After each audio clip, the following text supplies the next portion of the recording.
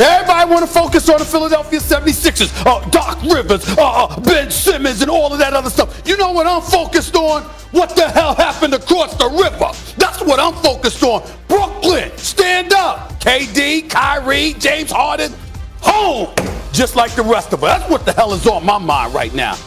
Not to say that the other stuff ain't on my mind, because it is.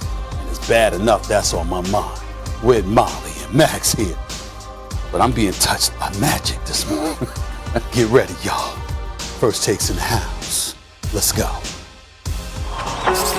Both teams in a win-or-go-home situation. Something that most people think, a lot more at stake, obviously. Game 7 is what everybody wants. Oh, baby, a right hand jam. We're starting to get some pace. Floats for Capella, who grabs and flushes. Fires a long three. And that might be the Sixers season. This team is special, man. Winning this building game 7, it's huge for us.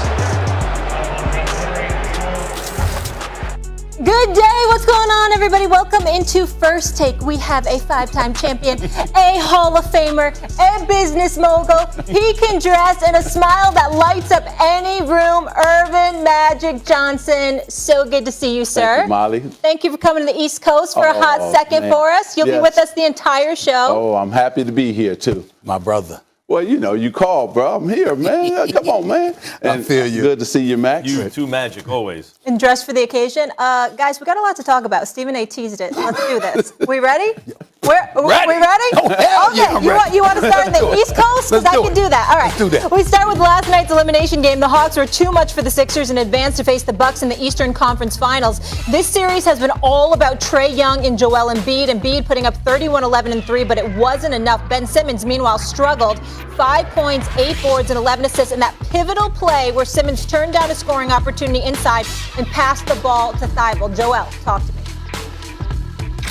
I don't know how to say it, but I thought the turning point was just, we had an open shot, and we made one free throw, and we missed the other, and then they came down and scored, and we didn't get a good possession on the other end, and Trae came back and he made a 3, and then from there down 4, and then it's on me. I turn the ball over and try to make something happen from the perimeter. But I thought that was a turning point. Doc, do you think Ben Simmons can still be a point guard for a championship team like the one you guys want to become? Yeah, David, I don't know that question or the answer to that right now. So I don't know the answer to that. Gentlemen, pay attention to these numbers, will you? So not Doc Rivers' best coaching effort. His fourth straight game 7 losses are tied for the longest such streak in NBA history. His 29 losses with an opportunity to clinch a series are the most among all head coaches. Rivers has an NBA worst 341 win percentage in such situations. Magic, you are up first. Who looks worse here? Is it Doc or Ben Simmons? Well, it's definitely Ben Simmons. Doc doesn't play. So we have to remember Doc has won a championship, so he knows what he's doing. Listen, when you're the second best player on your team and we say, hey, he's a star, he's been an all-star, you got to perform like one. And Ben Simmons did not do that. He wasn't aggressive. But the Sixers lost this series in Game 5.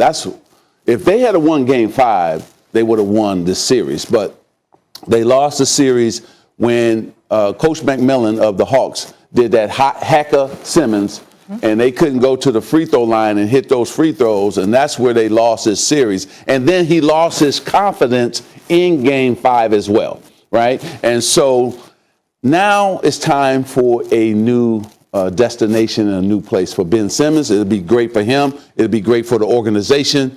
Rich Paul's got to go out and do his thing as his agent to get him in a place where he can thrive, get his confidence back.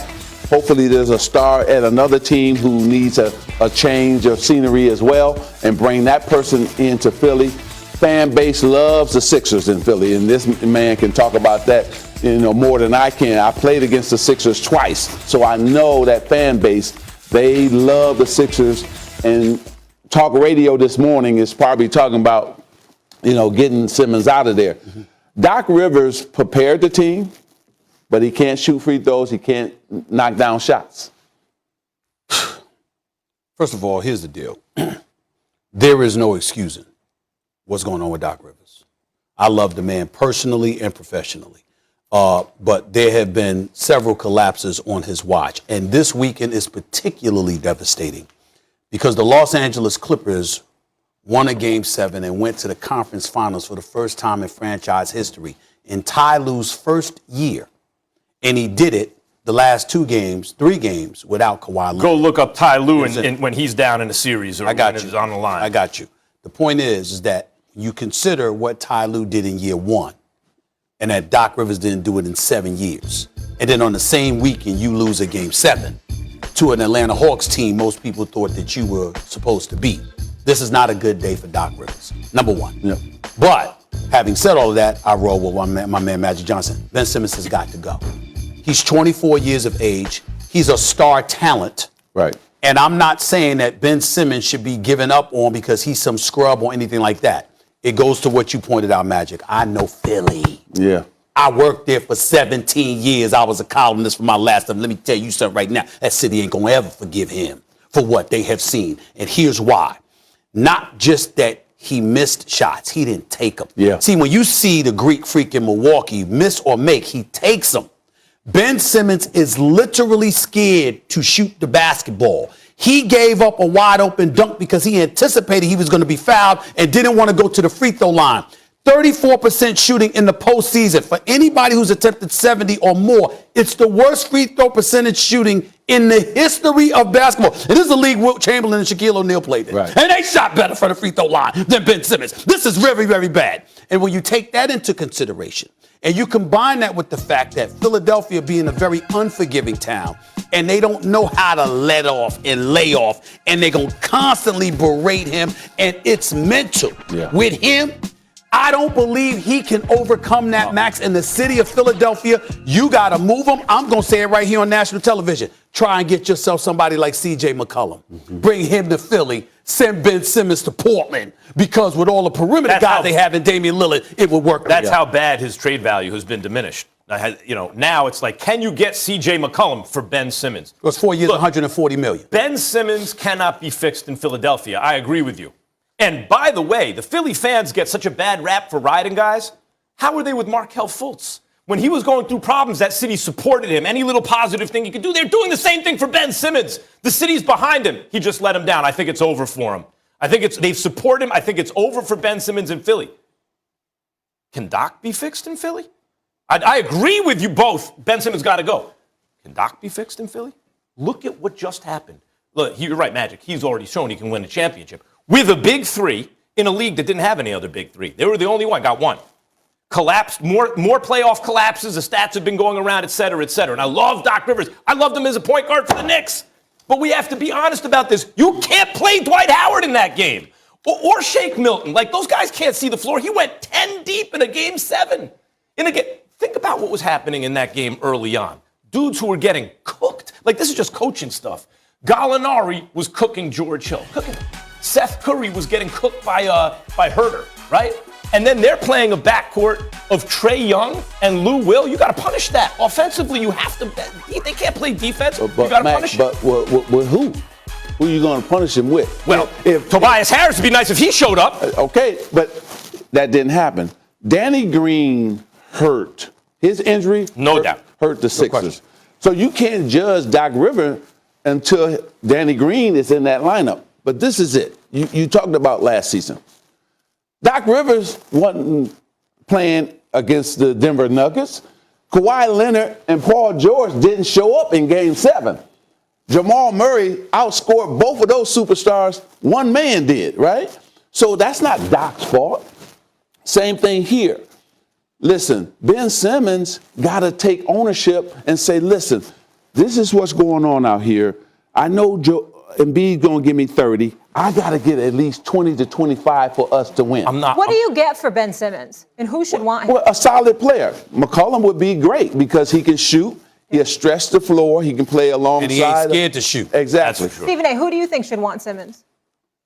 I just said Portland. I think a team like Portland with the perimeter players and the style of play that they have, not to mention the fact that their Achilles heel is defense. Yeah. And Ben Simmons doesn't have Great, that. I think he's the best defender in the league. He can defend anybody. But let me also add this. Here's what I will, again, you're right about Doc Rivers. Here's what to point to, though.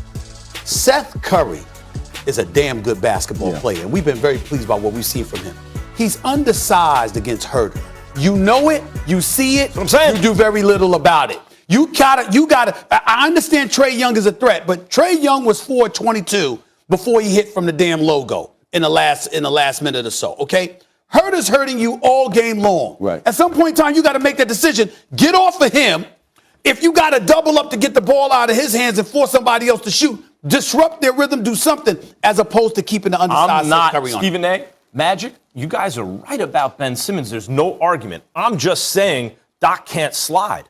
Like Brett Brown, you were calling, and you take that very seriously. You're not calling for people's job, but you said you have to take a long, hard look at Brett Brown after a certain amount of time, right? He never got out-coached like that. Oh, hell yes, he did. No, not like that. that. Hell yes, he did. In a Game 7 Magic, like that? Magic is here, so he didn't get to Game 7, okay? But what I'm saying, other than Toronto, but Magic's here, so I'm not going to get into it. But hell yes, he did. Doc Rivers, Brown. Doc Rivers just got out-coached as bad as you can get out-coached. No, he got out-coached. Yeah. In Game 7, we always look for a hero, right, on either side.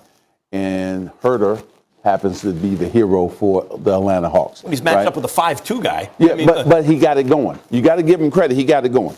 The problem, again, goes back to this. Listen, Game 5, that's where they lost it. You can't overlook Game 5. See, in a series, the most important games, you got to win. Against a young team like the Hawks, when you have your advantage and you compound them and get the victory, Game 5 is where the series was either. I have a question for you, Magic. That's right. I have a question.